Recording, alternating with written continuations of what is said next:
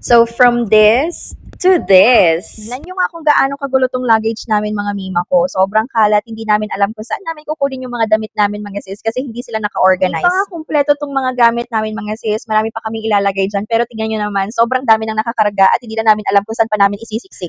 Kapag umaalis nga kami ng bahay mga mima ko, halos dalahan namin ng buong bahay mga mi. Marami pa nga kinakailangan dalhin, pero parang hindi nakakasya. Buti na lang mga mi, meron na nga kaming travel organizer ngayon mga sis. Mas mapapadali nga namin mahanap yung mga gamit namin, kung anong kinakailangan namin, doon lang yung pouch ang bubuksan namin. Anim na organizer na nga ito mga mima ko.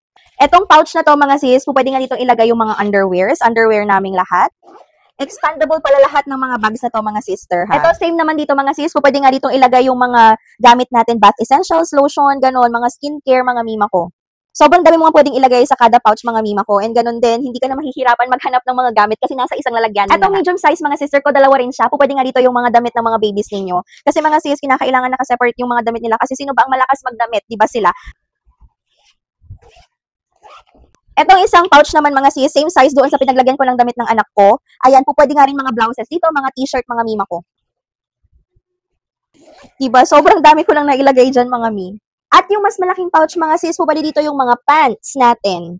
Grabe, kasyang-kasya. Ang dami nang nakalagay dito. Kami hindi mawawala yung lalagyanan natin ng sapatos. Di ba mga sister ko, kinakailangan din ng may lalagyanan kasi madumi yung sapatos natin. Hindi po pwedeng ihalo dun sa mga malilinis na damit. Kung kanina nga mga mi, ang gulo-gulo ng bag natin, ngayon nga naka-organize na sila mga sister ko. Hindi na kayo mahihirapang maghanap ng mga gamit ninyo kasi nasa isang lalagyanan na sila. Ayan mga mi, naka-organize na sila kung anong kinakailangan yung pouch, nandoon na yon. Ito damit ko, damit ni Amira.